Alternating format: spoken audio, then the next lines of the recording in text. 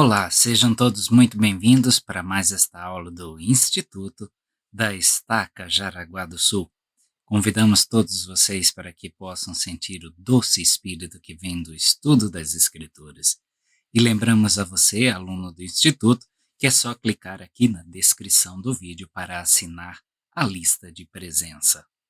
Muito obrigado por estarem hoje mais uma vez conosco e discutiremos as sessões 30 a 36 de Doutrina e Convênios.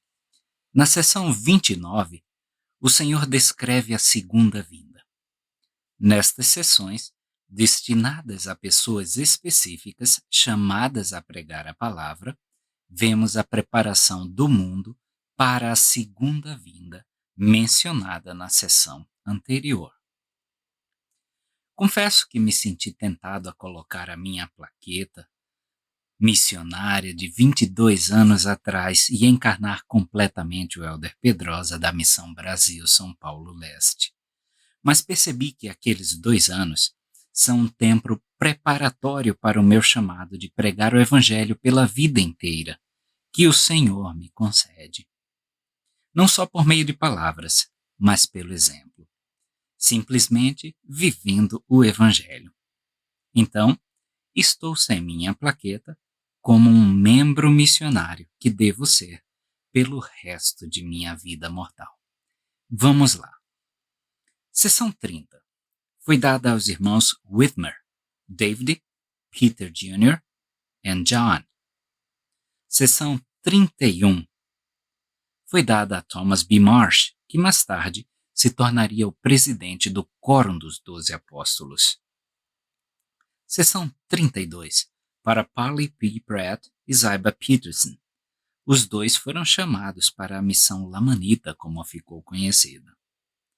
Sessão 33, dada para Ezra Thayer e Northrop Smith. Sessão 34, para Orson Pratt. Sessão 35, Joseph Smith e Sidney Regan, que tinham uma missão diferente, que era trabalhar na tradução de Joseph Smith da Bíblia. Sessão 36, Edward Partridge, que se torna um bispo na igreja. Era uma primeira geração de missionários e líderes, e receberam conselhos do Senhor, que são maravilhosos para nós, que hoje somos esses missionários e líderes de primeira geração em nossos lugares designados. Na sessão 30, o Senhor parece tratar de um traço familiar desta família, um traço familiar deles, o medo. Compreensível. Quantos de nós não sentimos medo pelas diversas situações em que a vida nos impõe? A decisão de se batizar, de sair em uma missão, de escolher um companheiro ou companheira eternos, de aceitarmos um chamado que achamos que não damos conta, de sermos pais e por aí vai. Acredita-se pelo contexto histórico que David Whitmer foi chamado a atenção por ter dado ouvidos a Hiram Page, que estava recebendo falsas revelações.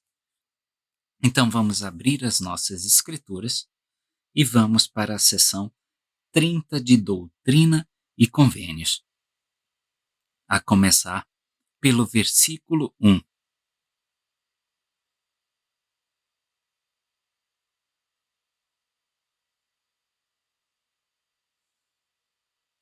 E diz o seguinte: Eis que te digo, David, que temeste os homens, e não confiaste em mim para receber forças como devias. Temeste.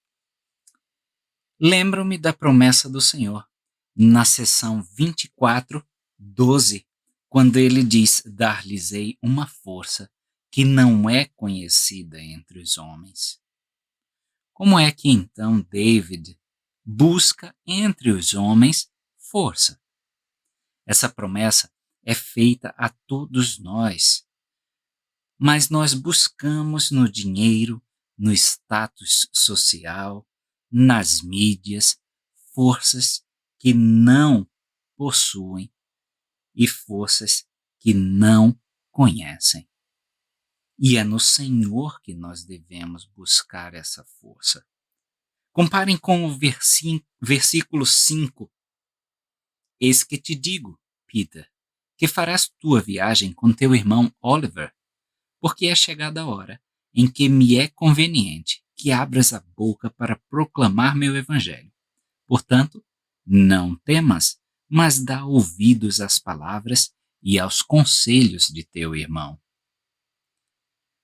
Não temas, dito a Peter, e no versículo 11, e todo o teu trabalho daqui em diante será em Sião, com toda a tua alma. Sim, abrirás sempre tua boca pela minha causa, não temendo o que o homem possa fazer, porque estou contigo. Amém.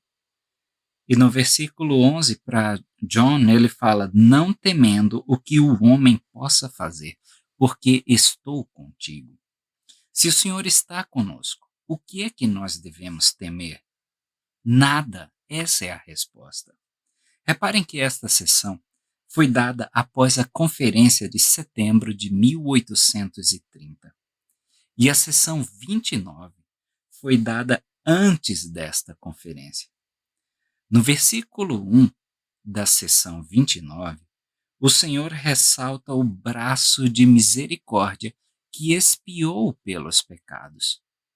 Nessa sessão 30, o Senhor o contrasta com o braço da carne, braço de homens.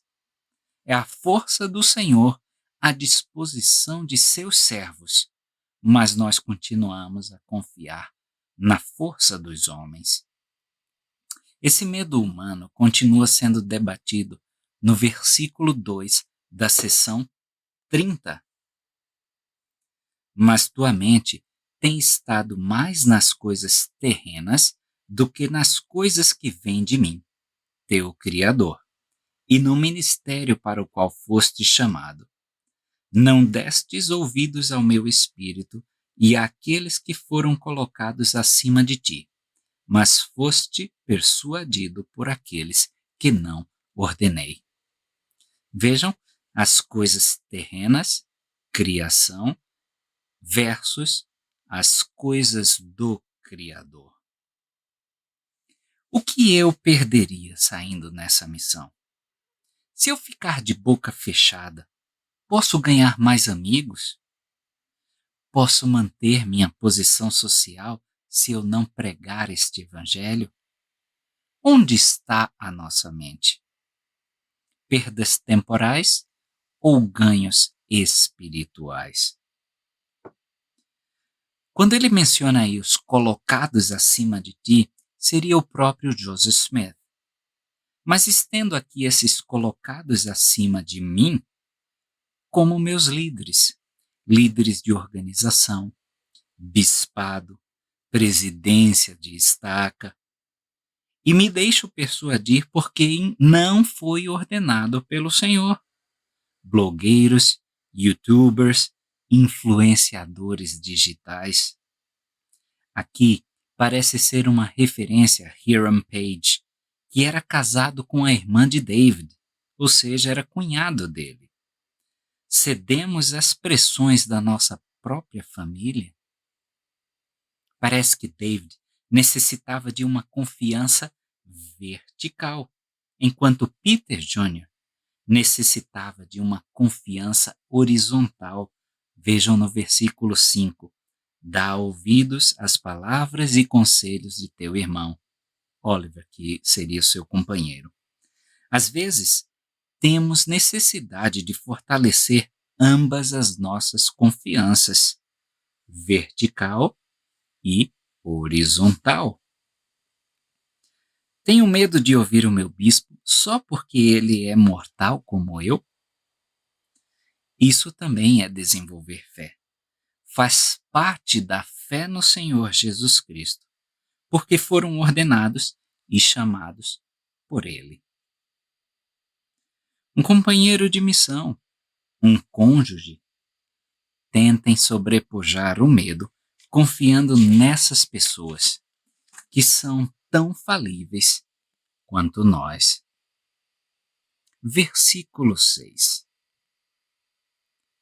E aflige-te com todas as suas aflições, sempre levando o teu coração a mim, em oração e fé, para a libertação dele e tua, pois dei-lhe poder para edificar minha igreja entre os lamanitas. Essa frase aí me lembra da expiação, porque Cristo foi afligido por nossas aflições. Jesus Cristo, então, ganha perfeita empatia no Getsemane. E era isso que Cristo queria que Peter desenvolvesse. Esse tipo de conexão traria e desenvolveria a fé que ele precisava para confiar nas palavras de seu irmão. Me lembra também de Alma. Alma pai e Alma filho, história encontrada no livro de Mórmon. A libertação dele e tua. Versículo 11. E todo o teu trabalho daqui em diante será em Sião, com toda a tua alma. Sim, abrirás sempre tua boca pela minha causa, não temendo o que o homem possa fazer, porque estou contigo. Amém. Voltamos então à confiança vertical. Se estou aqui te inspirando, o que está te segurando? O que está te impedindo? É essa a pergunta que o Senhor nos faz.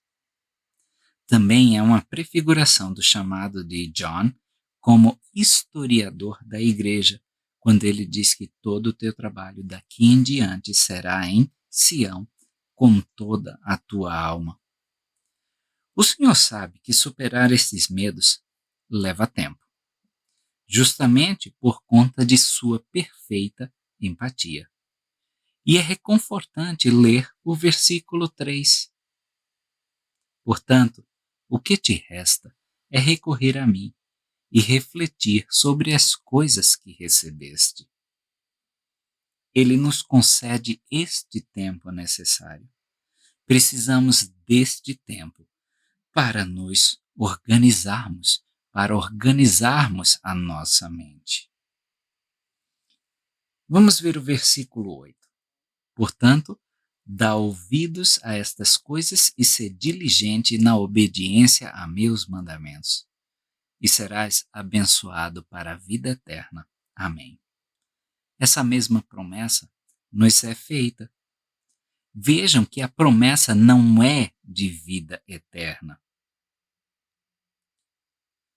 O termo poderia ser traduzido como até a, ou seja, até ele chegar na vida eterna ou continuar a receber bênçãos durante a vida eterna. O ponto que quero enfatizar aqui é que nossa perseverança nos garantirá bênçãos no mundo vindouro. Vamos ler o versículo 10. E teu trabalho será na casa de teu irmão Philip Burrows e arredores, sim, onde quer que sejas ouvido, até que eu te ordene partir. Philip Burrows era um fazendeiro vizinho. Era na casa dele que as reuniões eram feitas.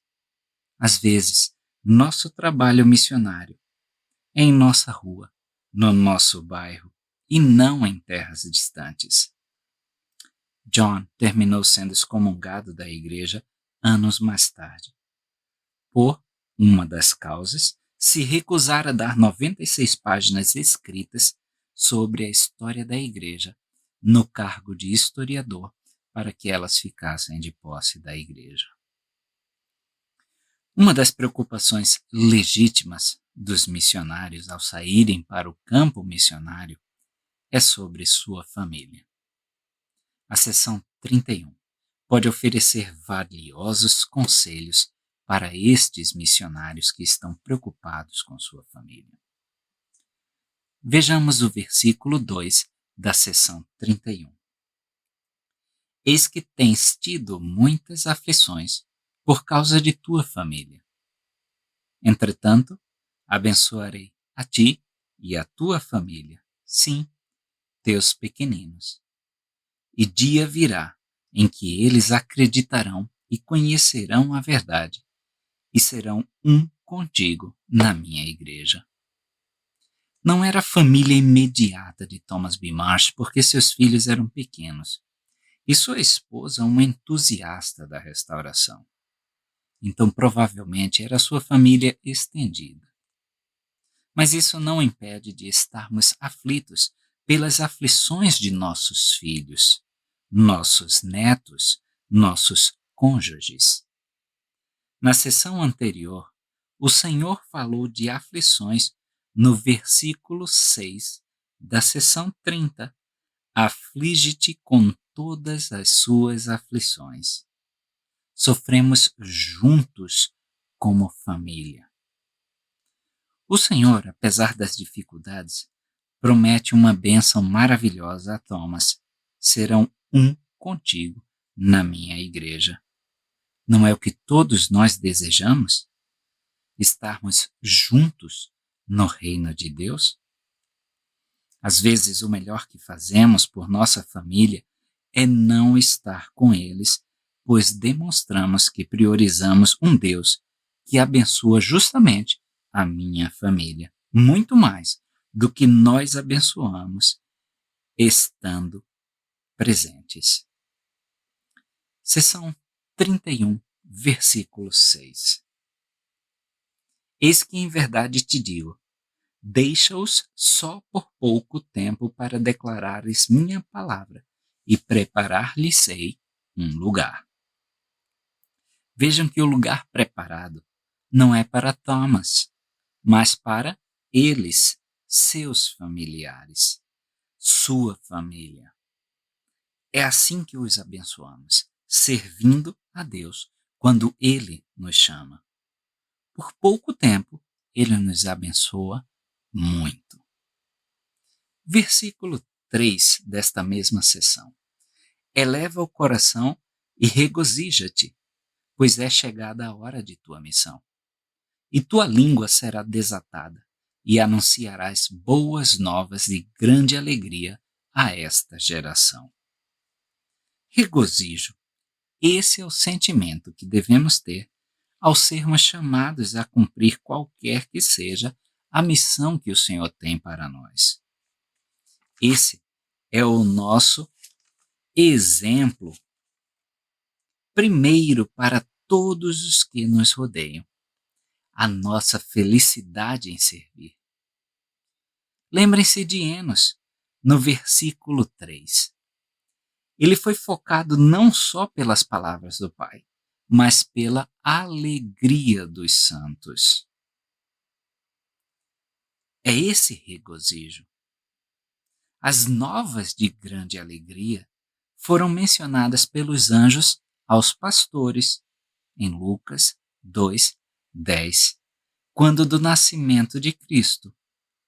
O mesmo se dá com a proclamação da restauração, desse renascimento simbólico de Cristo e seu evangelho para o mundo. Voltemos para a seção 31, versículo 4. Anunciarás as coisas que foram reveladas a meu servo Joseph Smith Jr. Daqui em diante, começarás a pregar, sim, a ceifar o campo que já está branco para ser queimado. A última palavra do versículo é uma surpresa. Estamos acostumados à linguagem da seção 4, branco para a ceifa. Aqui é para ser queimado. Vejam como o tempo passa rápido. Estava branco na seção 4 para a ceifa. Agora, na seção 31, está branco para ser queimado, para ser limpo para a próxima plantação, o próximo plantio.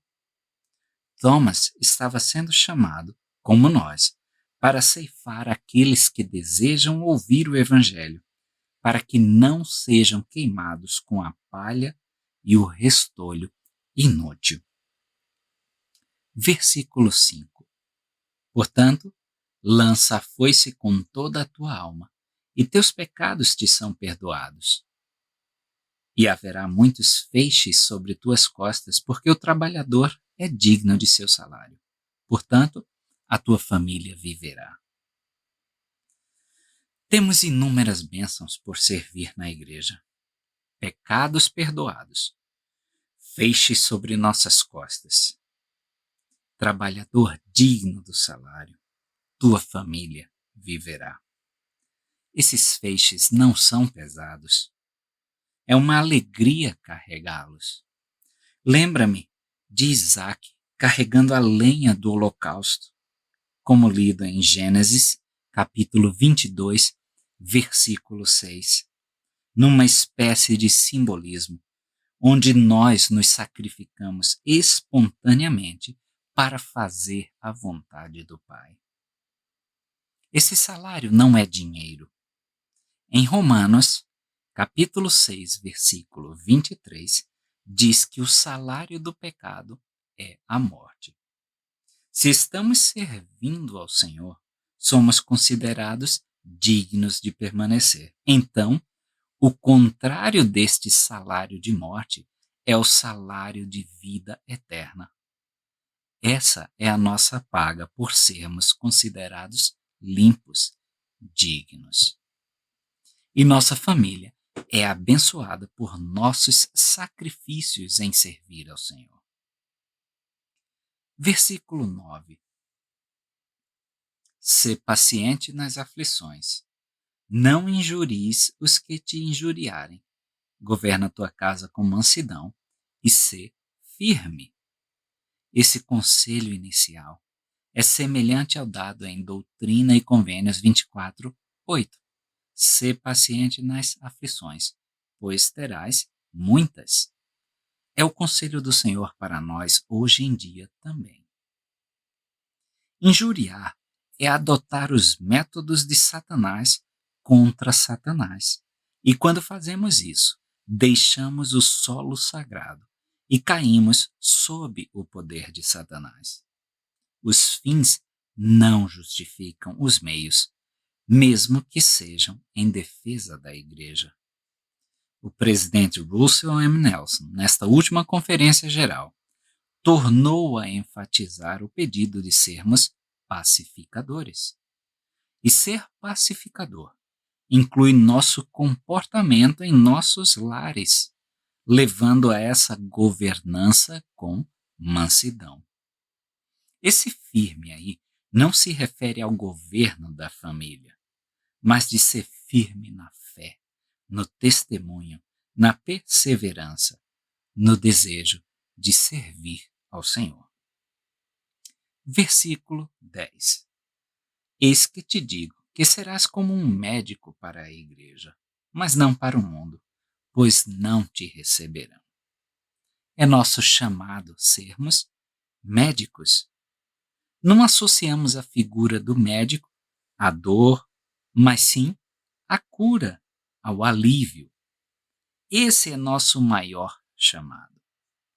Jeremias, profeta do Velho Testamento, externa esse desejo de cura em Jeremias, capítulo 8, versículo 22. Não há bálsamo em Gileade?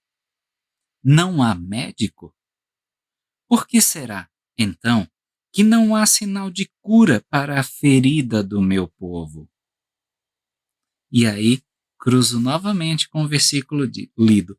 Mas não para o mundo, pois não te receberão. A cura, o alívio do médico, está disponível para aqueles que o buscam, não só no sentido terreno, mas no sentido espiritual. Só temos esse alívio quando buscamos a Jesus Cristo, que é o médico que cura as feridas de nossa alma. Versículo 13. Sê fiel até o fim, e eis que estou contigo. Estas palavras não são de um homem, nem de homens, mas de mim, Jesus Cristo, teu Redentor, pela vontade do Pai. Amém. Se ficarmos fiéis até o fim, o Salvador estará conosco, será por nós, antes do fim e depois do fim. Dependerá única e exclusivamente de nós.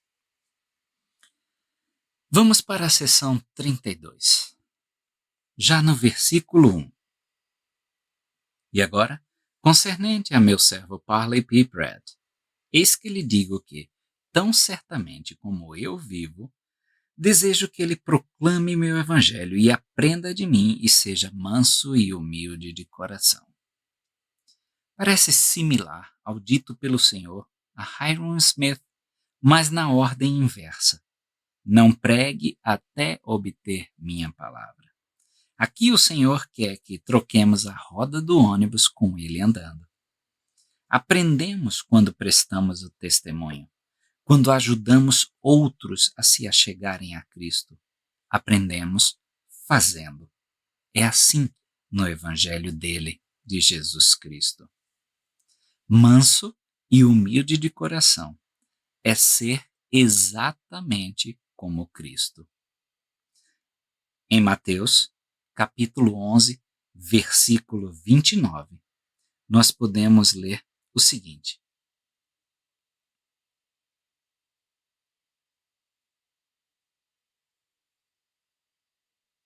Tomai sobre vós o meu jugo e aprendei de mim, que sou manso e humilde de coração, e encontrareis descanso para a vossa alma. Foi assim que ele próprio, o próprio Cristo, se descreveu. É abandonar o homem natural e ser como o Filho do homem. Voltemos para a seção 32, versículo 3. Isaiah Peterson também irá com eles, e eu mesmo irei com eles e estarei em seu meio. E eu sou seu advogado junto ao Pai, e nada prevalecerá contra eles. Eu mesmo irei com eles e estarei em seu meio. Confiem nesta promessa. Deus está conosco. Versículo 4. E darão ouvidos ao que está escrito, sem reivindicar qualquer outra revelação. E deverão orar sempre, para que eu torne compreensível o que está escrito. Segue as regras. Não do pregar meu evangelho somente, mas das Escrituras. Só realmente daremos ouvido quando estas coisas estiverem escritas nas tábuas de carne do coração, como dito em 2 Coríntios 3, 3. Não precisamos deste sensacionalismo, porque a verdade é simples. Não precisamos reivindicar outras revelações na internet, em artigos críticos da igreja, ou mesmo em especulações humanas, que podem até ser legais e tal, mas que não são do Senhor. Devemos orar para compreender o que está escrito. Em inglês, a palavra usada é unfold, que seria desdobrar, revelar, tornar conhecido. Lembram daqueles antigos mapas rodoviários que ficavam dobrados e guardados no porta-luvas do carro antes da era do GPS? Sou velho assim. Por meio da oração, o Senhor desdobraria esse mapa, pouco a pouco, fazendo compreender seu plano perfeito, linha sobre linha, preceito sobre preceito. Cada dobrinha será desdobrada, unfold. Versículo 5. E eles darão ouvidos a estas palavras, sem frivolidade, e abençoá-los-ei. Amém. Às vezes não levamos tão a sério quanto deveríamos levar os conselhos do Senhor. Devemos levar a sério cada conselho dele. Alguns conselhos tratamos muito frivolamente hoje em dia, como do diário pessoal, do armazenamento, e estamos cada vez escalando mais nesta frivolidade, estendendo a palavra de sabedoria, lei da castidade e por aí vai. Nesta próxima sessão, veremos um questionamento que fazemos, sempre acompanhado do famoso porquê. É o quando. Quão procrastinador eu sou? Sejamos sinceros por um momento conosco mesmos. Às vezes, damos desculpas como funcionam melhor sob pressão, para justificar o nosso ímpeto de deixar tudo para a última hora. O imposto de renda que o diga. Trabalho com vários sistemas na Secretaria de Saúde. CIGEF, Sismob, eGestor, InvestiSUS, Transferigov, e todos eles me dão um prazo. E se deixamos tudo para a última hora, o sistema congestiona, que é uma beleza. E sim, pode não dar tempo de se cumprir uma etapa importante para os projetos e ações em andamento. Então vamos ver essa questão do tempo na seção 33 de Doutrina e Convênios, versículo 3. Pois eis que o campo já está branco para a ceifa, e é a 11ª hora, e a última vez que chamarei trabalhadores para a minha vinha. O campo branco já foi mencionado na seção 4, na seção 31, mas aqui um tempo específico é acrescentado. 11ª hora. Última vez. Somos os santos dos últimos dias, ou da última vez. Das últimas horas destes últimos dias. É uma referência à parábola dos trabalhadores da vinha em Mateus, capítulo 20. Temos que servir com todo o nosso poder, mente e força. Não podemos trabalhar com ele nem por esta última hora. E gosto de comparar com a pergunta feita pelo Salvador aos seus discípulos quando os achou dormindo. Não pudestes velar comigo nem por uma hora? Em Mateus, capítulo 26, versículo 40, e Marcos 14, 37. Breve chegará a hora em que podemos descansar. Vejamos em Mateus 26, 45 e também Marcos 14, 41. Mas ainda não é essa hora. Essa última hora é a hora ainda de trabalho. Em Jacó 5, é nessa última hora que o Senhor da vinha trabalha diretamente com seus servos. Reflete a promessa da sessão anterior que o Senhor diz: eu mesmo irei com eles. Versículo 4. E minha vinha corrompeu-se inteiramente, e não há quem pratique o bem, a não ser alguns. E eles erram, em muitos casos, por causa das artimanhas sacerdotais, tendo todos a mente corrupta. Lembra-nos a parábola do trigo e do joio em Mateus capítulo 13, quando o inimigo semeia esse joio. É contra isso que lutamos nesta última hora. Quando a religião se torna uma relação de produtor-consumidor, ao invés de mestre-discípulo, temos problemas. Só diz o que queremos ouvir, porque afinal o cliente sempre tem razão. Não é essa a máxima do comércio? Ao invés de chamar ao arrependimento, eu digo: tá tudo bem, comei, bebei e diverti-vos. Versículo 5.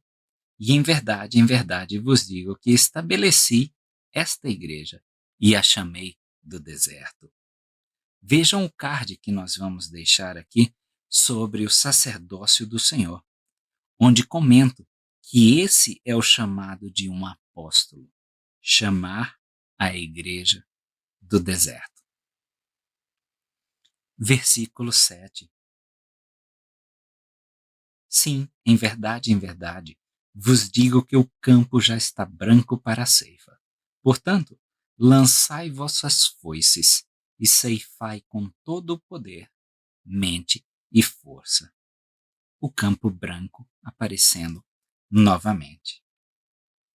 Dos versículos 8 a 10, vamos ver uma série de abrir a boca. Vejamos. Abri vossa boca, e ela encher-se-á, e tornar-vos-ei como Nefe de outrora, que viajou de Jerusalém pelo deserto. Sim, abri vossa boca, e não vos caleis, e haverá muitos feixes sobre vossas costas, pois eis que estou convosco. Sim, abri vossa boca, e ela encher-se-á, dizendo: Arrependei-vos, arrependei-vos, e preparai o caminho do Senhor, e endireitai suas veredas, pois o reino do céu está próximo. Abri vossa boca. Se é nossa última chance de acordar o mundo, é melhor mantermos a nossa boca aberta, mesmo que não saibamos o que dizer. Começa o processo que as palavras certas virão. Troca a roda do ônibus com ele andando. Versículos 17 e 18. Portanto, sede fiéis, orando sempre, mantendo vossas lâmpadas preparadas e acesas, e tendo convosco o óleo, para que estejais prontos na vinda do esposo. Porque eis que em verdade vos digo que depressa venho. Assim seja. Amém. Mais uma referência às parábolas. Agora, a parábola das 10 virgens contada em Mateus 25. Presidente Nelson, em seu discurso final na Conferência Geral de abril deste ano, 2025, enfatizou mais uma vez a segunda vinda. Depressa, venho. Temos que nos preparar e preparar o mundo para tal. Vem o senso de urgência. Esse é o quando de nossa obra. E agora veremos o onde de nosso chamado. Se o campo está corrompido, talvez seja território inimigo. Como em Lucas capítulo 10, versículo 3 e Mateus 10, 16, ele diz que nos enviará como cordeiro no meio de lobos. Nessa última hora em que estamos trabalhando, o contraste de luz e trevas, essa polarização, é cada vez mais nítida. É uma dualidade extrema.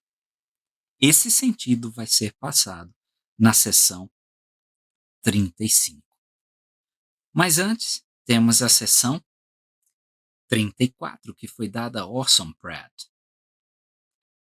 E ele começa a sessão dando um conselho para Orson. Meu filho, Orson. Primeiro que ele já chama de filho, explicitando essa relação íntima. Um pai e um filho. Ouve e considera o que eu te direi, o Senhor Deus, Jesus Cristo, teu Redentor. Então não é simplesmente só ouvir, reverberar a membrana timpânica pelas ondas sonoras e ouvir, mas é considerar, é pensar, é refletir, é modificar por conta do que foi ouvido. Versículo 2 da seção 34. A luz e a vida do mundo, uma luz que resplandece nas trevas, e as trevas não a compreendem. Versículo 3.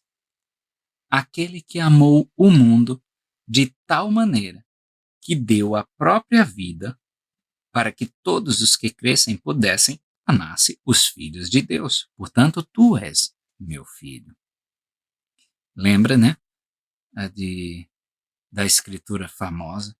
aquele que amou o mundo de tal maneira que deu seu Filho unigênito.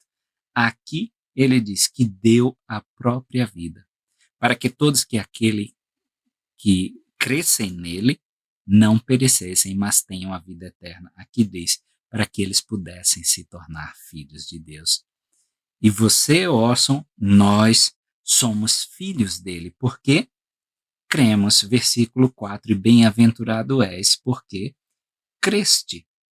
E mais bem-aventurado ainda, como diz no versículo 5, é sermos chamados para fazer parte desse evangelho, para pregar a palavra do Senhor. Queria chamar a atenção no versículo 10. Portanto, eleva a tua voz e não te cales. Eleva, fala mais alto do que o mundo vem falando. Grita, se possível, acima do volume que o mundo está tentando pregar as coisas de Satanás. Portanto, profetiza e ser-te-á dado pelo poder do Espírito Santo. Já vimos em Apocalipse 19:10 que o testemunho de Jesus Cristo é o espírito de profecia. É esse testemunho que nós devemos profetizar, o testemunho de Jesus Cristo. Versículo 11. E se fores fiel, eis que estou contigo até a minha vinda. E olha no 12 de novo. Em verdade, eu te digo, depressa venho. Então o Senhor sempre estava com esse senso de urgência. E ele vai mostrar mais ainda, ou de forma mais grave, no versículo, na seção 35, que nós vamos estudar agora. Vamos ver já o versículo 10 e 11 da seção 35. E rapidamente se aproxima o tempo em que se mostrarão grandes coisas aos filhos dos homens. Mas sem fé nada será mostrado, exceto desolações sobre Babilônia, a mesma que fez com que todas as nações bebessem do vinho da ira de sua fornicação. Quem não tiver fé não verá nada, além de desolações, desgraça, tristeza. Somente os justos que têm fé terão os olhos para ver essas grandes coisas mencionadas no versículo 10. Cada olho verá o sinal que merece, ou os grandes, ou as desolações. Essa imagem vem direto do Apocalipse. E observem o dualismo. Babilônia bebe o vinho da ira de sua fornicação. Cristo nos oferece vinho sacramental. Nos dois casos é se tornar um, ou com o mundo, ou com Cristo. Cristo é nosso companheiro do convênio, nosso esposo. Por isso é mencionada a fornicação. É a infidelidade a Cristo, o esposo. Não podemos beber deste vinho babilônico. Versículo 12. E não há quem faça o bem, exceto os que estão prontos para receber a plenitude do meu evangelho, que enviei a esta geração. Lembrem-se que na seção 33, versículo 4, é dito: e não há quem pratique o bem, a não ser alguns. E quem são então estes poucos? Neste versículo está especificado. Há alguns que estão aí fora, que estão quase vivendo os padrões do Evangelho. Eles nadam contra a corrente. Imagine quando encontram uma comunidade inteira, santos dos últimos dias, que nadam contra a corrente. Eles só não chamam de padrões do Evangelho porque eles ainda não conhecem o Evangelho. Mas são esses que estão prontos, alguns poucos que fazem o bem. Versículo 13. Portanto, recorro às coisas fracas do mundo, aos que são indoutos e desprezados, para que debulhem as nações pelo poder do meu espírito. Eu me enquadro nessa descrição. Exatamente eu. Sou exatamente o tipo de instrumento que o Senhor prefere. Coisa fraca do mundo, indouto, desprezado. São os tipos de pessoa que confiam no Senhor ao invés de confiar no braço da carne. Podemos ser fracos no mundo para sermos fortes no espírito. A debulha é feita após a colheita. Depois de passar a foice e colher as espigas de trigo, precisava separar o germen de trigo da palha. E isso é feito na eira, uma área plana, rochosa, onde se colocava o trigo colhido e se pisava, batia um pouco nele. Essa é a ideia. Separarmos das coisas que precisamos nos arrepender, das coisas do mundo que ainda carregamos. É como uma segunda rodada de refinamento. Não vamos entrar em todos os detalhes, mas a eira é um símbolo do templo. Salomão edificou o templo na área de uma eira, como podemos ler em 2 Crônicas, capítulo 3, versículo 1. 2 Crônicas, capítulo 3, versículo 1. E começou Salomão a edificar a casa do Senhor em Jerusalém, no monte Moriá, onde o Senhor se tinha mostrado a Davi, seu pai, no lugar que Davi tinha preparado na eira de Ornã, o Jebuseu. Essa é a segunda rodada de refinamento. Tirá-los do mundo é separar o joio do trigo. Levá-los ao templo é debulhar, onde o Senhor removerá a palha do germe. É somente pelo poder de Deus, por meio do seu Espírito, que poderemos debulhar as nações. Essa sessão 35 não é como as outras de enviar missionários para o campo, mas se concentra mais na missão dada a Joseph, de sua tradução. Uma missão local. O processo seria semelhante ao realizado por ele com o livro de Mórmon. Versículo 20 da sessão 35. E dou-te um mandamento, que escrevas por ele, e as escrituras serão dadas tal como se acham em meu próprio seio, para a salvação de meus eleitos. Esse versículo é para Sidney. Essa é a descrição perfeita da tradução de Joseph Smith da Bíblia. É nos dar como era a intenção dele, como estava em sua mente. Também chama a atenção para meu próprio seio, peito. Essas escrituras eram queridas para ele e para Deus, estavam não na estante, mas guardadas num cantinho ao lado esquerdo do peito, do seu seio. Também podemos pensar que essas escrituras são seu ser, como ele realmente é, seu próprio seio, seu cerne, seu coração. Na parábola do rico e do Lázaro, o mendigo, em Lucas 16, o céu não é descrito com ruas de ouro, portões de madrepérola, mas sim como o seio de Abraão. Um abraço do patriarca do convênio. A salvação é um relacionamento. Isso é o céu. Ser abraçado por braços de misericórdia. E era isso que se propunha a tradução de Joseph Smith da Bíblia. Traduzir o céu para mim? Talvez. É o coração de meu Salvador que essa tradução oferece.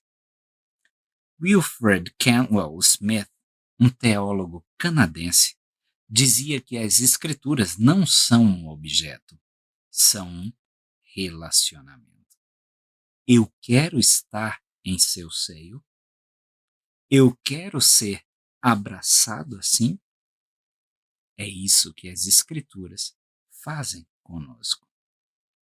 Versículo 24. Guardai todos os mandamentos e convênios com que estáis comprometidos, e eu farei com que os céus estremeçam para vosso bem. E Satanás há de tremer, e Sião há de rejubilar-se sobre os montes e florescer. Essa ideia de chacoalhar é citada na seção 21, como se chacoalha uma árvore para as frutas caírem. É assim que o Senhor faz para as bênçãos caírem sobre os que guardam os mandamentos e convênios. E vejam que interessante, tá? Ele estremece os céus e o tremor que Satanás sente é de medo, é de uma espécie totalmente diferente. Vejam o contraste e a dualidade. Versículo 27. Não temais, pequeno rebanho. O reino é vosso até minha vinda. Eis que depressa venho. Assim seja. Amém. Mais uma vez, depressa venho. Não devemos temer. Cerca de 2% dos americanos adultos se declara como santos dos últimos dias. Mais da metade dos 17.509.781 membros estão fora dos Estados Unidos. Ainda somos um pequeno rebanho comparado a outras religiões. Ele diz que o reino é nosso para cuidarmos como um mordomo até a sua vinda, quando assumirá definitivamente o seu reinado. Com essa mentalidade de segunda vinda, destruição iminente, já exposta na seção 29, vejam o versículo 6 agora da seção 36. Clamando arrependimento e dizendo: salvai-vos desta geração perversa e saí do fogo, odiando até mesmo as vestes manchadas com a carne. Esse é o nosso chamado. Joseph Smith certa vez disse: Noé veio antes do dilúvio, eu vim antes do fogo. Essa frase, sair do fogo, parece referência a Judas, capítulo 1, versículo 23. E sabe quando cai algo em sua blusa e você corre para uma pia para passar um detergente e lavar na mesma hora? Sabemos que quanto mais tempo a mancha fica ali, mais difícil é para sair depois. E assim é com nossas vestes manchadas com a carne. Devemos nos livrar destas manchas com a mesma rapidez com que lavamos o ketchup que caiu na nossa blusa.